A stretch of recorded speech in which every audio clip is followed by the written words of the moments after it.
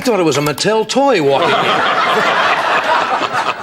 He doesn't mind that. He gets kidded all the time about that, but he is really small, isn't he? Adorable, yeah. For over 30 years, Johnny Carson reigned as the undisputed king of late-night television, his quick wit and effortless charm drawing millions to The Tonight Show. Night after night, he turned awkward moments into laughter and challenging guests into memorable segments. But even a master like Carson had his limits. Behind the polished smiles and roaring applause, some stars pushed him to the edge, sparking tensions that lingered long after the cameras stopped rolling. Who were these figures bold enough to rattle the unflappable host, leaving marks he recalled even in his final years? Let's dive into the first 3 of 8 unforgettable names, starting with a legend who redefined the stage. Frank Sinatra didn't just walk into NBC studios, he commanded them. His entourage arrived first, adjusting everything from the thermostat to the teleprompters, ensuring the set met the chairman of the board's exacting standards. Security logged his entrance with the reverence of a royal visit, while a dozen of his closest friends claimed prime spots along the stage. Carson, a man who thrived on order, knew what was coming. A performance dictated by Sinatra's rhythm. Could Carson maintain his grip on the show when faced with such a towering presence? Hosting was about balance, timing, control, and finesse. But Sinatra played by his own rules. If a lighting cue missed the mark or a staffer stumbled over his name, his displeasure was clear, sometimes signaled by a sharp glance or a quiet word to his team. On air, Carson's grin never faltered, but backstage his staff noticed an extra pour of scotch and a muttered quip. "He's the chairman, but I'm still running this show." One night in 1976 stands out as a defining moment. Carson was mid-monologue, spinning a light-hearted joke about peanut allergies when Sinatra strolled onto the stage unannounced, his arm casually draped over Johnny's shoulder. The audience erupted, their applause thundering for nearly a minute. Carson, caught off guard, flashed a smile and quipped, "Planning to take over the whole show, Frank?" Sinatra's sly wink and reply, "Just until the band's done," lit up the room. To viewers, it was pure magic, a spontaneous clash of titans. But for Carson, it was a bold move that crossed an invisible line. The monologue was his sacred space, where he set the night's tone, and Sinatra had just claimed it without warning. Was this a playful gesture or a subtle power play? The truth likely lay in both. Yet their relationship wasn't all tension. Offstage, Carson and Sinatra shared a friendship that allowed for rare candor. In his memoir, Here's Johnny, Ed McMahon recalls a night at Jilly's Piano Bar in Manhattan where Sinatra's performance held the room in a reverent hush. Carson, ever punctual, broke the silence with a playful jab. "Damn it, Frank, I said 10:30. The crowd froze, but Sinatra's laughter diffused the moment, revealing a bond where Carson could tease a legend few dared to challenge. Here's Johnny. On The Tonight Show, Carson steered interviews to safe ground, nostalgic tales of the Rat Pack or Sinatra's Vegas days, avoiding rumors of mob ties or personal scandals. Ratings soared, but so did the pressure.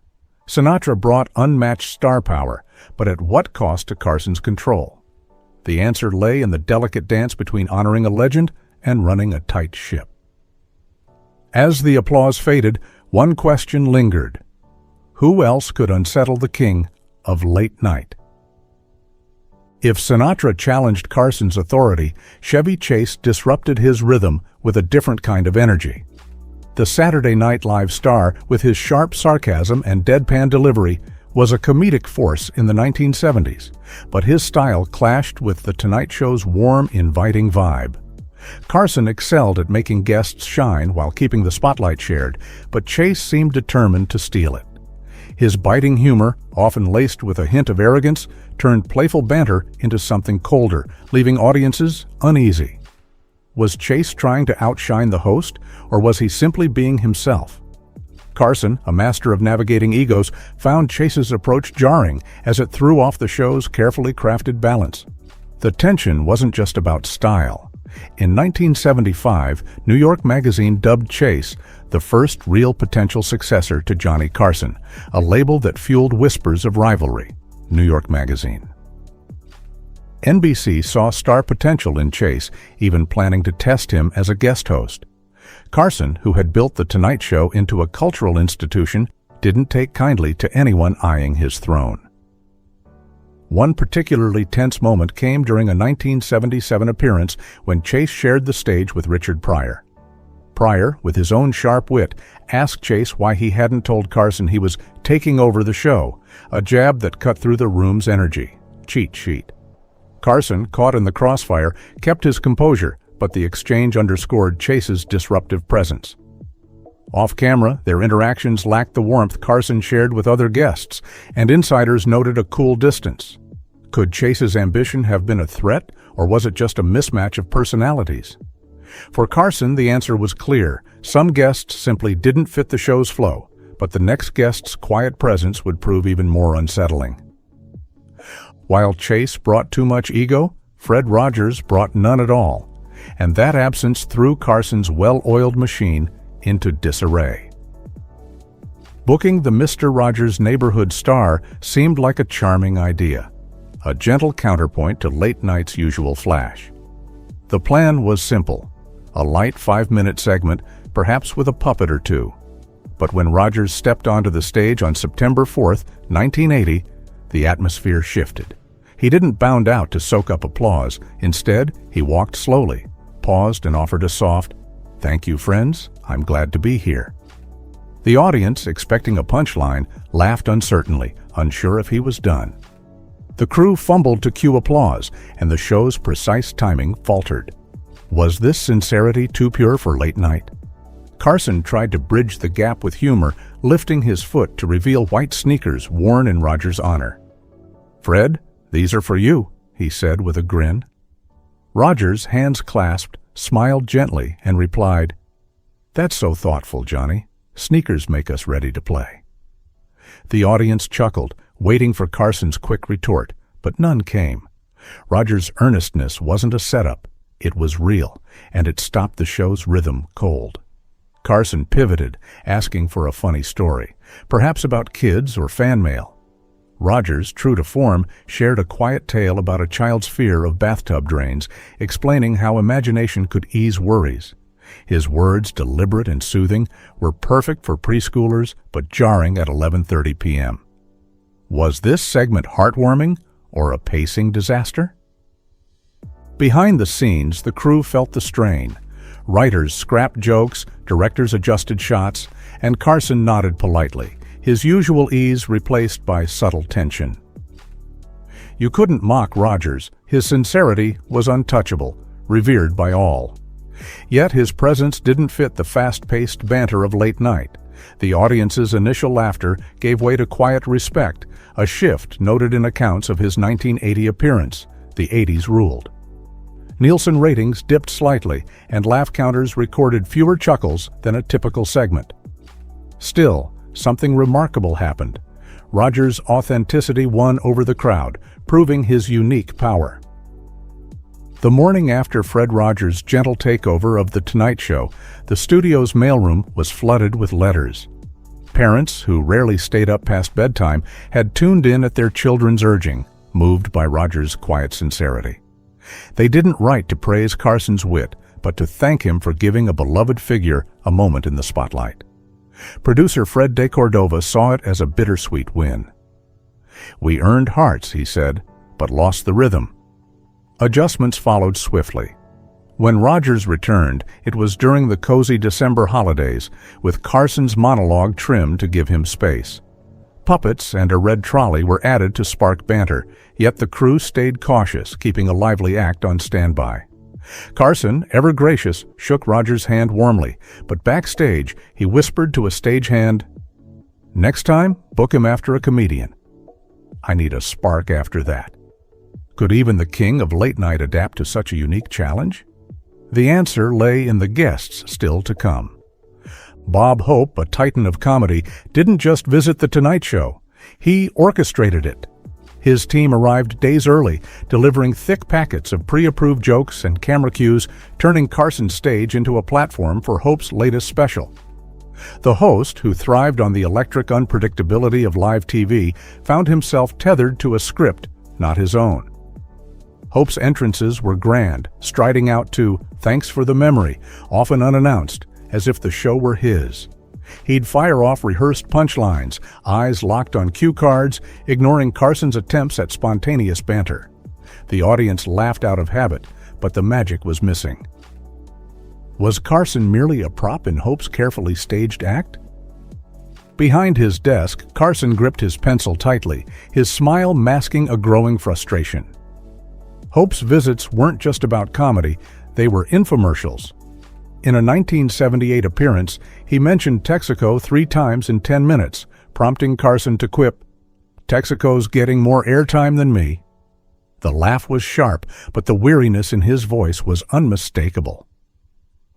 According to producer Peter LaSalle, Carson resented Hope's ability to book himself whenever he had something to promote, a privilege born of his status as NBC's Golden Star.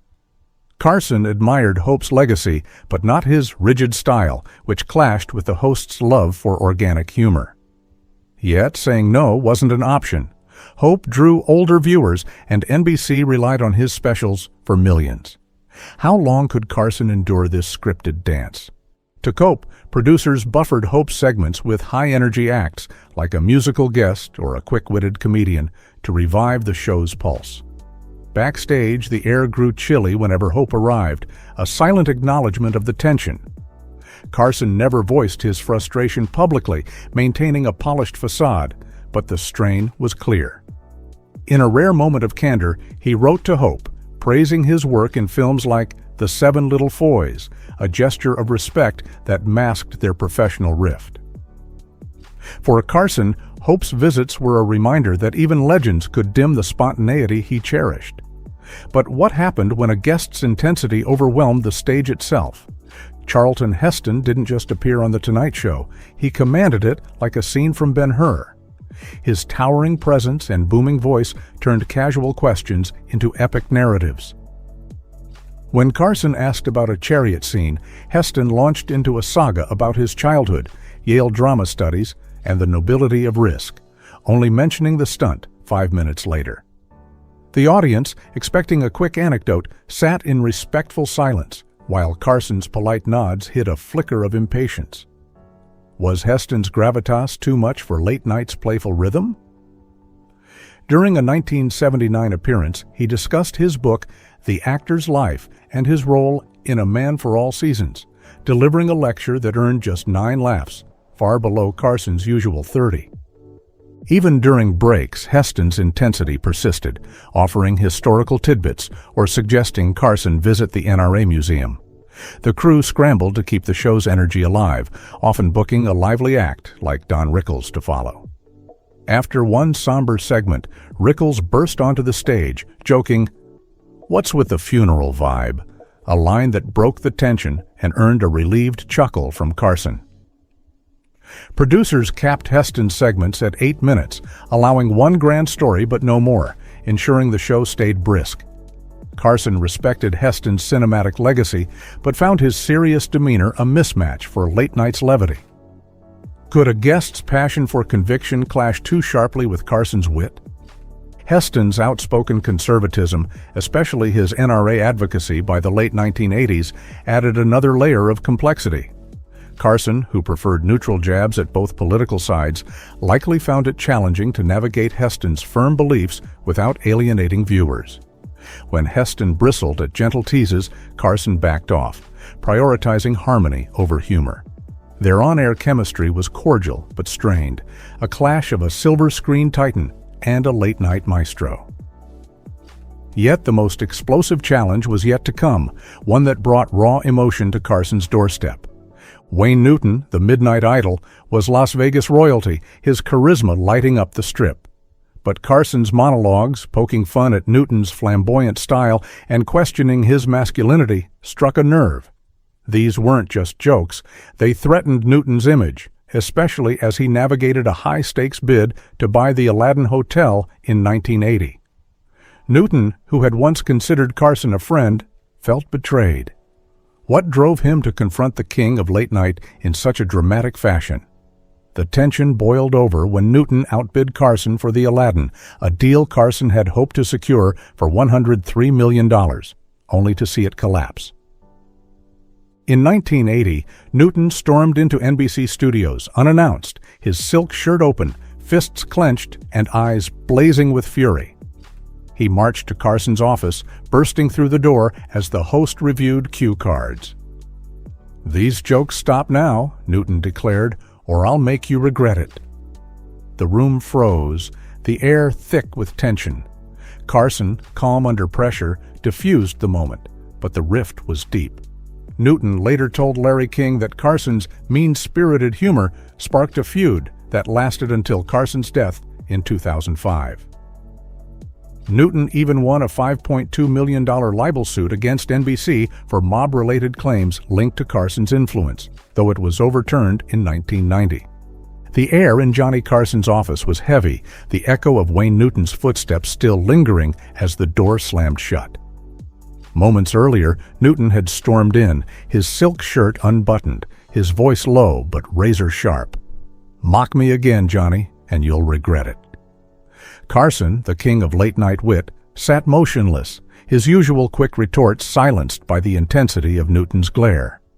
For a full minute, he didn't speak, didn't move, until a quiet, "well damn" escaped his lips.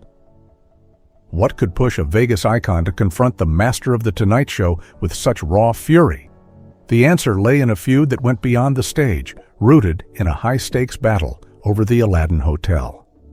Carson's monologues, poking fun at Newton's flamboyant style and questioning his masculinity, had hit a nerve, especially as Newton fought to secure his $85 million deal to buy the Aladdin in 1980, outbidding Carson's own $103 million offer. The jokes weren't just humor, they threatened Newton's empire. That day in Carson's office, the laughter stopped. Writers scrubbed Newton's name from future monologues, replacing his jabs with safer targets like politics or the weather. The sparkle of Carson's fearless humor dimmed, at least where Newton was concerned. When Newton returned to the show, it was under strict terms. No jokes, no references to their past. The stage felt sterile, the easy banter replaced by a cautious politeness. Their feud never spilled into tabloids, but it left a mark on Carson, a rare moment when the king of punchlines was outmatched by a man who refused to be a punchline. Newton's stand wasn't just about pride, it was about power, and he wielded it with a single, unforgettable confrontation.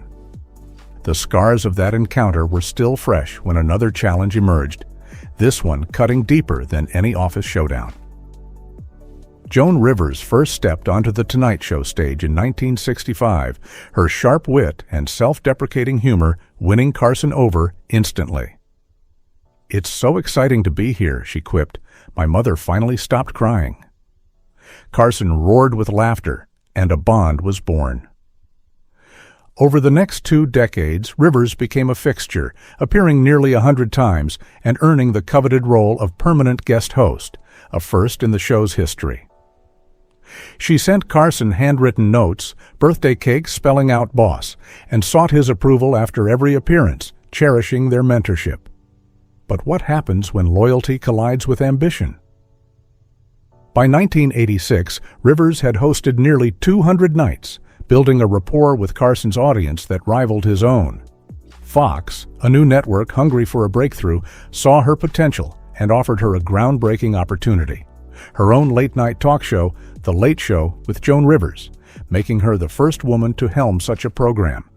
The deal promised creative control and a hefty paycheck, things NBC never offered. Rivers hesitated, torn between her gratitude to Carson and the chance to step out of his shadow.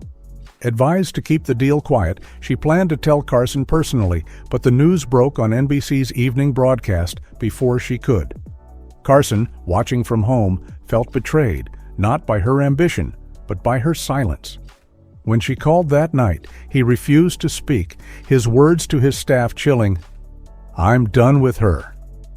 The next day, Rivers' name was erased from the booking list, her ban a handwritten decree that echoed through the industry. Not every challenge Carson faced was steeped in conflict. Some were wrapped in chaos and camaraderie. Don Rickles, the king of insult comedy, didn't just appear on The Tonight Show, he detonated it.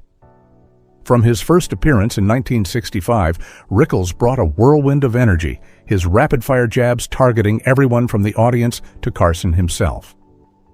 "Look at this crowd," he'd say, 30 million people watching a hockey puck.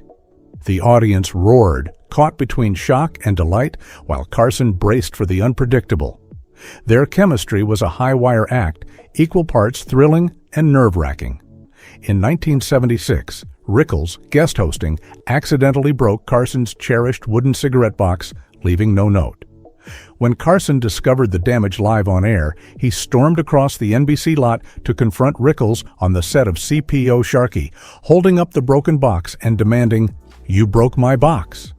Rickles, ever the showman, feigned terror, turning the moment into comedic gold that became a legend in Tonight Show history.